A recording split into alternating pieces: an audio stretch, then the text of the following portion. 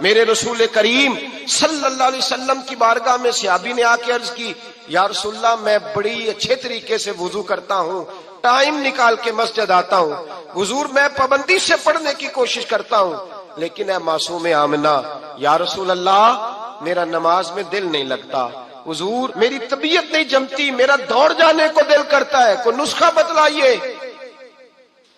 محبوب نے فرمایا تو اپنی نظر کو پاک کر لے، تیرے نبی کا وعدہ ہے تیرا نماز میں دل لگنا شروع ہو جائے گا۔ اپنی نظر میں پاکیزگی پیدا کر۔ محمد بن قاسم آئے، اگر یہ بات آپ کی سمجھ میں آ گئی تو حد ہو گئی۔ محمد بن قاسم جب یہاں آئے نا ہندوستان میں تو عجیب واقعہ لکھا ہے ان کے حالات میں۔ یہاں آئے تو نیا علاقہ تھا، ہندوستان کی سڑکوں سے چوکوں سے واقف نہیں تھے۔ جب تشریف لائے راجہ دہر ان کے مقابلے میں تھا، جنگ کرنی تھی، لشکر لائے تو خود بھی ابھی 17 سال یا 19 سال کے جوان تھے اور ساتھ بھی لشکر جوانوں کا تھا۔ ایک بزرگ تھے قافلے میں، بزرگ کہتے ہیں میری محمد بن قاسم سے ملاقات ہوئی تو میں نے اس شخص کے چہرے پر پریشانی دیکھی، شدید تکلیف میں دیکھا، تو میں نے کہا جرنیل مسلمانوں کے تو کس پریشانی میں ہے؟ تو محمد بن قاسم کہنے لگے پریشانی یہ ہے کہ ہم عربی ہیں، یہ عجم کا علاقہ ہے، ہم تو رستوں سے بھی واقف نہیں۔ راجہ دہر سنا ہے بڑی فوج ہے، بڑی طاقت ہے، بہت پرانا یہاں کا رہنے والا ہے، چھوٹے چھوٹے مورچوں کا پتہ ہے، رستوں کا پتہ ہے، کیسے جنگ ہوگی؟ میں پریشان ہوں کہ مقابلہ کیسے ہوگا؟ وہ بزرگ کہتے ہیں میں نے بھی دعا کی، تسلی دی، میں نے کہا اللہ تیری مدد کرے گا۔ میں گزر گیا، 3-4 دن کے بعد ملاقات ہوئی تو میں نے محمد بن قاسم کے چہرے پر بڑی روشنی دیکھی، ہنستے اور مسکراتے دیکھا، توانائی دیکھی، وقار دیکھا، اطمینان اور سکون دیکھا۔ میں نے کہا خیریت تو ہے، پرسوں ترسوں تو بڑے پریشان تھے، آج کیا ہوا؟ اگر یہ بات سمجھ میں آ گئی میری ملت کے جوان کے، اگر یہ بات سمجھ میں آ گئی تو شاید اسے ڈھب اور سلیقہ آ جائے جینے کا، شاید یہ سمجھ جائے کہ میری توانائی کا راز کہاں ہے۔ کہنے لگے بھائی پرسوں ترسوں بڑے پریشان تھے، آج کیا ہوا؟ جواب دیا کہ تاریخ بنا دی، اس 17 سال کے جوان نے تاریخ بنا دی۔ کہنے لگا میں بے فکر ہو گیا ہوں، راجہ دہر میرا مقابلہ نہیں کر سکتا، وہ 2 دن نہیں کھڑا ہو سکتا میرے سامنے۔ کا وجہ کیا ہے؟ محمد بن قاسم کہنے لگے میں نے تحقیق کی ہے، مجھے پتا چلا ہے کہ راجہ دہر ذہن کا گندا ہے، نظر کا ناپاک ہے، وہ سینے بند کا برا ہے، مجھے پتا چلا ہے وہ تو چچا زاد بہن کو نہیں چھوڑتا، وہ تو خالہ زاد پہ بری نظر رکھتا ہے، مجھے پتا چلا ہے کہ اس کے تو اپنے علاقے کی عورتیں اس کی نظر سے محفوظ نہیں ہیں۔ کہنے لگا جو گندی نظر کا جوان ہوتا ہے وہ کسی میدان میں نہیں ٹھہر سکتا۔ کہنے لگا میری 17 اور 19 سال کی جوانی ہے، مجھے قسم ہے گنبد خضرا کی، میں نے جب بھی دیکھا ہے یا مصطفیٰ کا درود دیکھا ہے یا رسول اللہ پہ نازل ہونے والا قرآن دیکھا ہے۔ میرا مقابلہ کیسے کرے گا؟ میرے مقابلے میں کیسے آئے گا؟ جو نظر کا گندا ہو، کردار کا ناپاک ہو، وہ کسی کے مقابلے میں آ سکتا؟ اور ملت کے جوان یاد رکھ، جب تک نظریں ناپاک ہوتی ہیں اس وقت تک وجود کمزور ہوتے ہیں، جب تک نظریں ناپاک ہوتی ہیں ارادوں میں دراڑیں ہوتی ہیں، جب نظریں ناپاک ہوتی ہیں پھر عقیدے متزلزل ہوتے ہیں، جب نظریں ناپاک ہوتی ہیں پھر انسان کوئی بھی مہم سر نہیں کر سکتا، اور جب نظر پاک ہوتی ہے۔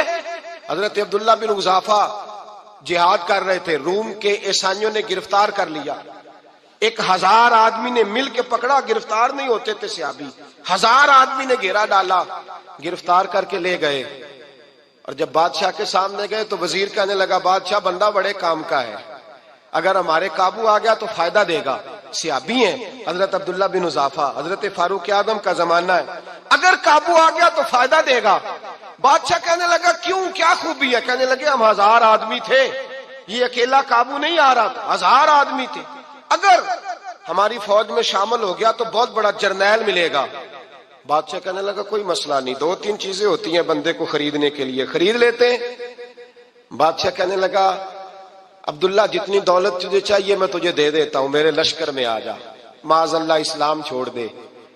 حضرت عبداللہ بن حذافہ کیا فرماتے ہیں بڑا تو بیوقوف ہے، میں نے دولت کمانی ہوتی تو مدینے میں بیٹھ کے تجارت کرتا، میں دولت کمانے نہیں نکلا، میں تو رسول اللہ کی رضا کمانے کے لیے نکلا ہوا ہوں۔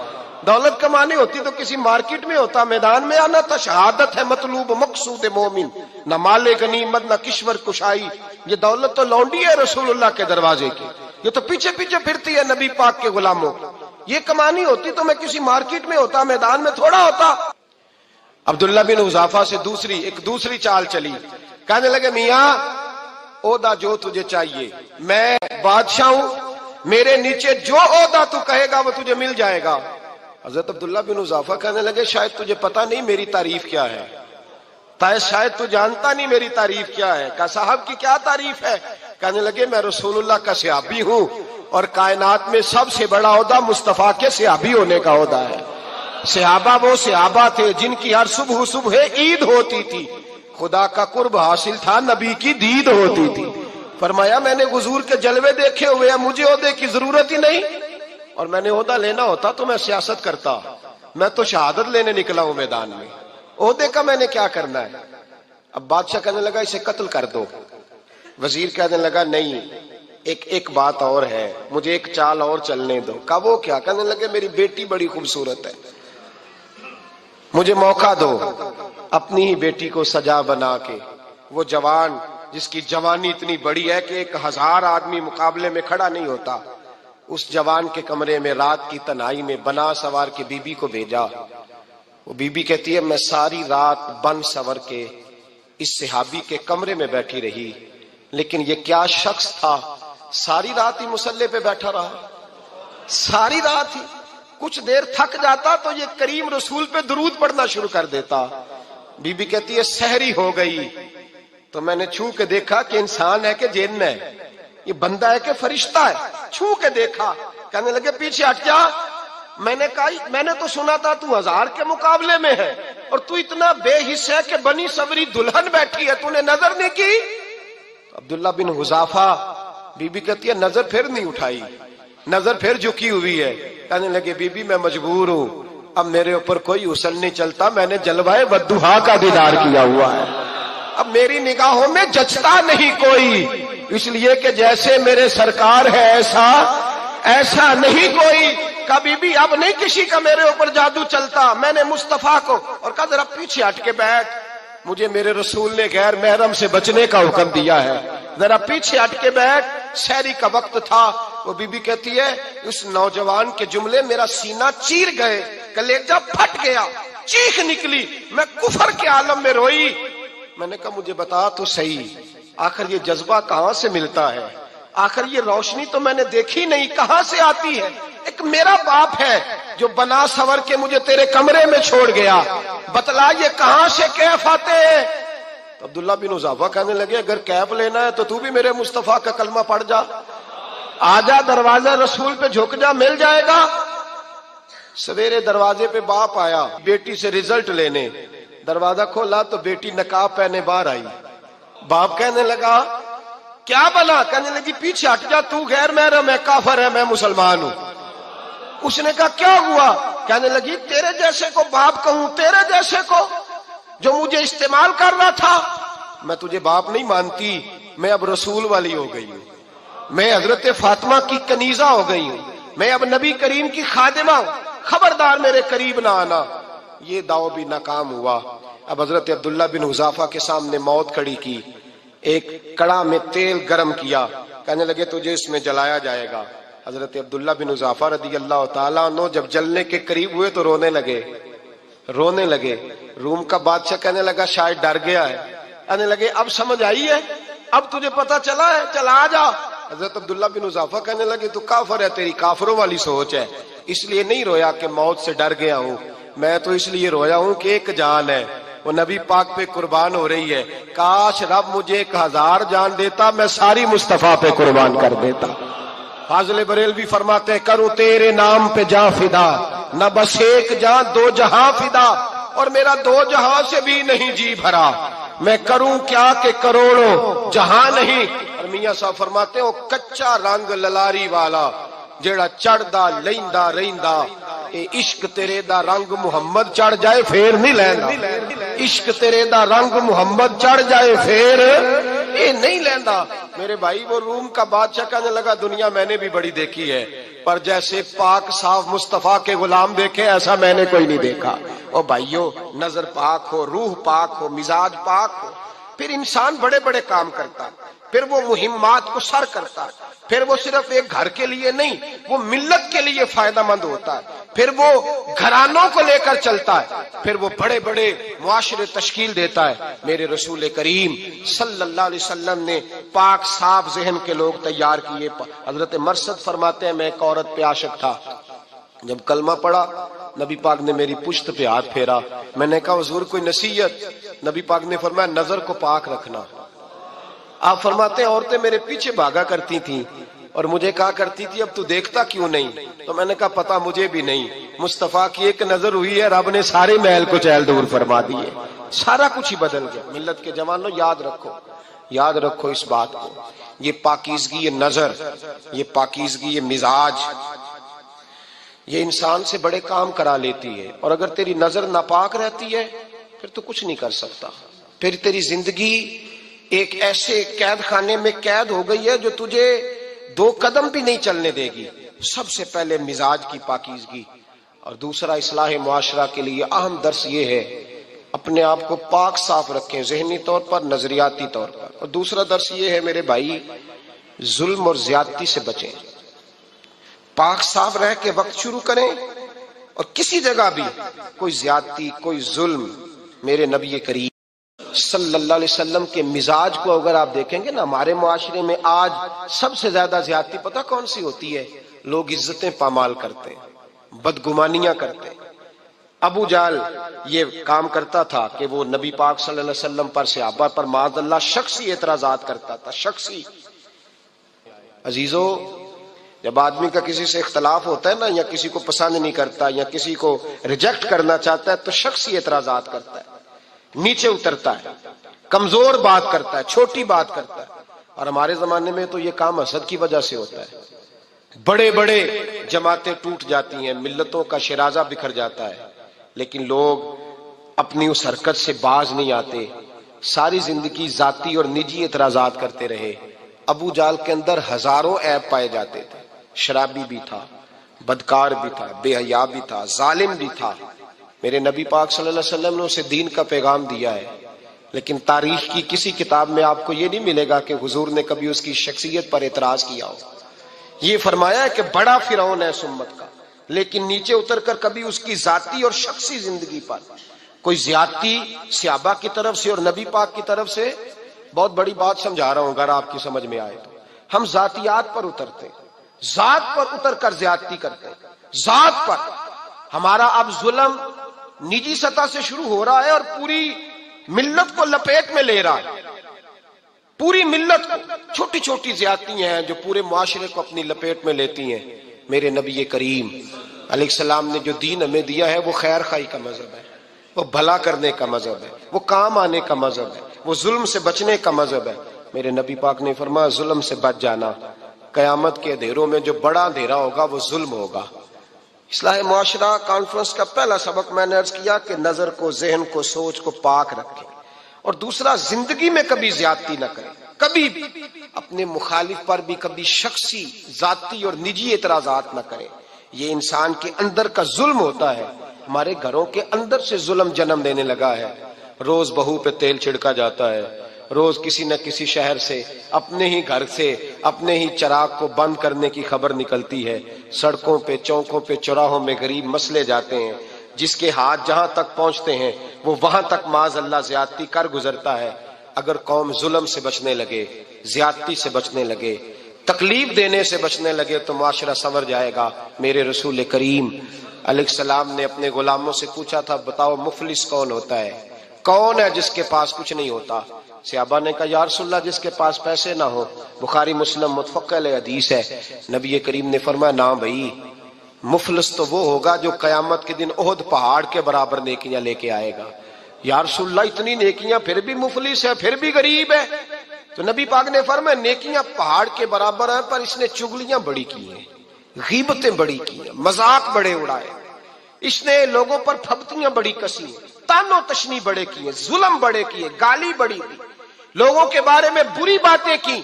اب رب کریم نے وہ ساری نیکیاں ان لوگوں میں بانٹ دی، مفلس ہو گیا، غریب ہو گئے۔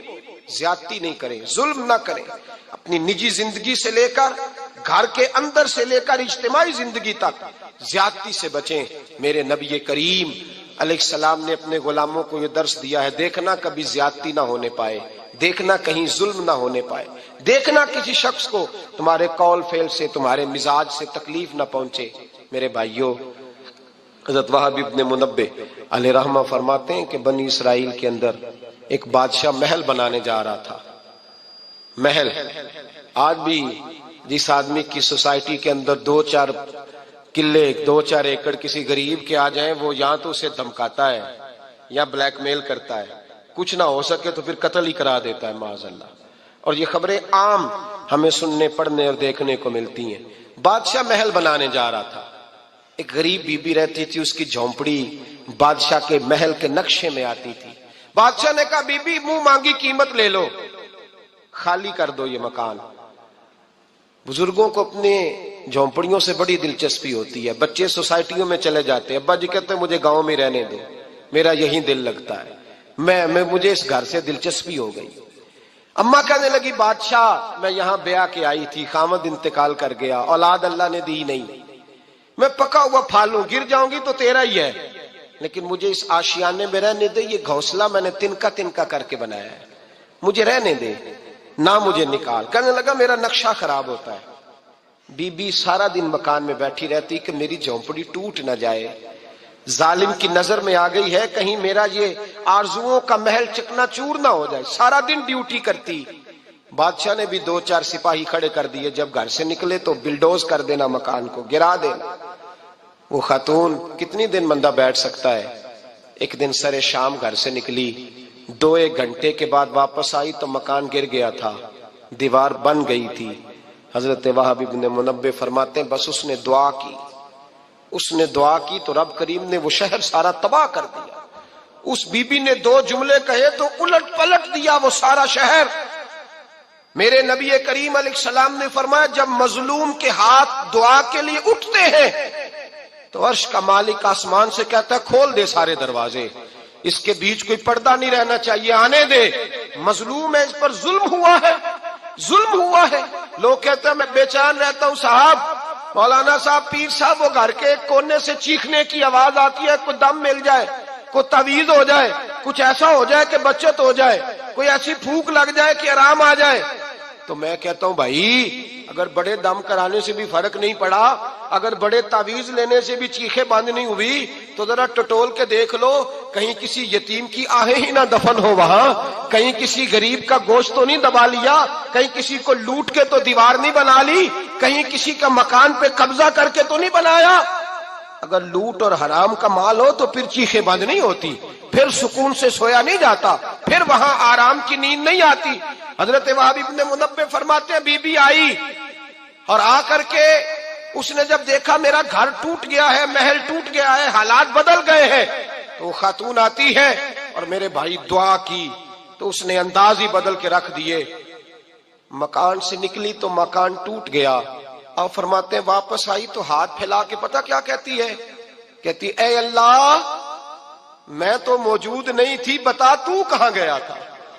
تو بھی موجود نہیں تھا، میں تو نہیں تھی، پر تو کہاں تھا؟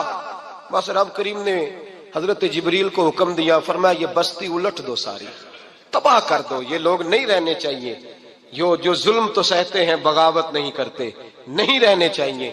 صاحب طبقات کہتے ہیں میرے مصطفیٰ کریم سید عالم صلی اللہ علیہ وسلم کے وصال ظاہری کے ایام قریب آئے تو حضور نے سرخ پٹی باندھی، تیز بخار ہے نبی کریم کو، 2 صحابہ سہارا دے کے مسجد میں لائے، نبی پاک علیہ السلام کو بظاہر سہارا دے کے لایا گیا۔ کریم رسول نے لوگوں کو جمع کیا، حضور آج کیا ہونے والا ہے، آج کیا کہا جائے گا، آج کس لیے میٹنگ بلائی ہے؟ نبی کریم کے کل صحابہ جب مسجد میں جمع ہوئے تو کھچا کھچ مسجد بھری ہے، وصال ظاہری سے چند یوم پہلے کی بات۔ نبی پاک نے فرمایا آج تمہیں کوئی جہاد کی ترغیب نہیں دینی، آج کوئی نیا پیغام نہیں دینا، آج تمہیں بتانا ہے کہ رب نے اپنے بندے کو اختیار دیا ہے، چاہے تو دنیا میں رہے، چاہے تو اس کی بارگاہ میں حاضر ہو جائے۔ اس عبد نے بارگاہ ربوبیت کی طرف لوٹنے کا ارادہ کر لیا ہے، حضرت صدیق اکبر رونے لگے تو صحابہ نے کہا تمہیں کیا ہوا؟ کہنے لگے سمجھ نہیں رہے، کسی کی بات نہیں کر رہے، نبی پاک تو اپنی بات فرما رہے ہیں، اس نے جانے کا ارادہ کر لیا۔ سنیے میرے بھائی، محبوب پاک نے فرمایا بھائی کسی شخص کو میری طرف سے کوئی تکلیف پہنچی ہو تو بدلہ لے سکتا ہے، بدلہ لے سکتا ہے، کسی کو تکلیف پہنچی ہو۔ صحابہ پھوٹ کے رونے لگے، محبوبہ کرم ہی کرم ہوا ہے، رحمت ہی رحمت آئی، آپ کے بارے میں گمان کرنے والا بھی دائرہ ایمان سے نکل جائے گا۔ حضور آپ کیا فرما رہے ہیں؟ فرمایا نہیں بھائی اٹھو۔ پیچھے سے جناب عکاشہ بن محصن اٹھے، ہاتھ کانپتے ہیں، آگے بڑھے، کہنے لگے یا رسول اللہ، ایک جنگ کے موقع پر آپ نے درہ مارا تھا، ننگی پیٹھ پر صفیں سیدھی کراتے، بات دل میں رہ گئی ہے، میں نے بدلہ لینا ہے۔ نبی کریم نے فرمایا بلال دوڑ کے جاؤ، فاطمہ کے گھر درہ پڑا ہے، درہ لاؤ۔ سیدنا بلال حبشی کہتے میں گیا، دستک دی، سیدہ طیبہ طاہرہ حضرت فاطمہ فرمانے لگی بلال کیسے آئے ہو؟ اماں جی وہ درہ چاہیے تھا۔ سیدہ کو تشویش ہوئی، کہنے لگے بلال نہ تو جنگ پہ جانا ہے، نہ جہاد ہے، نہ کوئی ایسا موقع ہے، حضور کی تو طبیعت مبارک بظاہر بڑی علیل ہے، درہ کیا کریں گے؟ حضرت بلال عرض کرنے لگے اماں جی ایک صحابی بدلہ لینے لگے ہیں، صاحب طبقات نے جملے لکھے ہیں، کہتے ہیں بی بی صاحبہ نے درہ بھی دیا اور امام حسن حسین کو بھی باہر نکالا۔ فرمانے لگی عکاشہ سے کہنا 100 درے مارے، ان 2 شہزادوں کے جسم پر نبی پاک کے قریب نہ جائے، میں نے 2 بچے پیدا ہی اپنے محبوب پر قربان کرنے کے لیے کیے، ان کو لے جائے۔ حضرت بلال کہتے میں 2 شہزادے لے کے آیا، اور جب دروازے میں میں لے کے پہنچا تو نبی پاک نے دیکھا تو آنکھوں میں آنسو آ گئے، فرمایا ان کو بٹھا دو، مجھے پتا ہے فاطمہ نے کیا کہہ کے بھیجا ہے۔ حضرت سیدنا بلال فرماتے ہیں درہ میں نے جناب عکاشہ کو دیا، حضرت عکاشہ درہ لے کے آگے جو بڑھے تو حضرت ابوبکر صدیق نے ان کے پیروں پہ ہاتھ رکھا، فرمایا عکاشہ میری طرف آ یار، مجھے مار درے، نبی پاک کے قریب نہ جا۔ مصطفیٰ کریم نے فرمایا ابوبکر تو ہٹ جا، اسے آنے دے۔ فرماتے ہیں میں چند قدم آگے گیا تو مولا علی شیر خدا نے میرے پیر پہ ہاتھ رکھا، کہنے لگے عکاشہ سوچ تو صحیح تو کیا کر رہا ہے؟ حضور نے فرمایا علی ہٹ جاؤ، میرا اور ان کا معاملہ ہے۔ جناب عکاشہ آگے بڑھ رہے، نبی کریم نے فرمایا میں اپنی امت کو درس دینا چاہتا ہوں، خبردار خبردار زندگی میں تمہارے ہاتھ سے زبان سے کسی کو تکلیف نہ پہنچنے پائے، خبردار یاد رکھنا وہ معاشرے بگڑ جاتے ہیں، وہ معاشرے تباہ کر دیے جاتے ہیں جہاں ظلم ہوتا ہے، جہاں زیادتی ہوتی ہے، جہاں لوگوں کو ستایا جاتا ہے۔ محبوب کریم کے قریب آئے حضرت عکاشہ کا، حضور میری پیٹھ ننگی تھی، آپ بھی ذرا کپڑا ہٹائیے۔ نبی کریم نے پیٹھ سے کپڑا ہٹایا، جناب عکاشہ نے درہ جو اٹھایا تو صحابہ کی چیخیں نکلی، حضرت عکاشہ نے درہ دور پھینکا، حضور کے بطن اطہر سے لپٹ گئے، چومنے لگے، کہنے لگے حضور وہ تو صفیں سیدھی کراتے لگ گیا تھا، آپ نے کہاں مارا تھا؟ یا رسول اللہ میں تو بہانہ بنا رہا تھا کہ جاتی دفعہ مجھے وجود چومنے کا موقع نصیب ہو جائے، مجھے یہ موقع نصیب ہو جائے۔ میرے حبیب نے فرمایا جس نے جنتی دیکھنا ہو میرے عکاشہ کی زیارت کر لے۔ بھائی ظلم کا دروازہ کھلا ہوا ہے اور لوگ بھول جاتے ہیں زیادتی کرتے ہوئے۔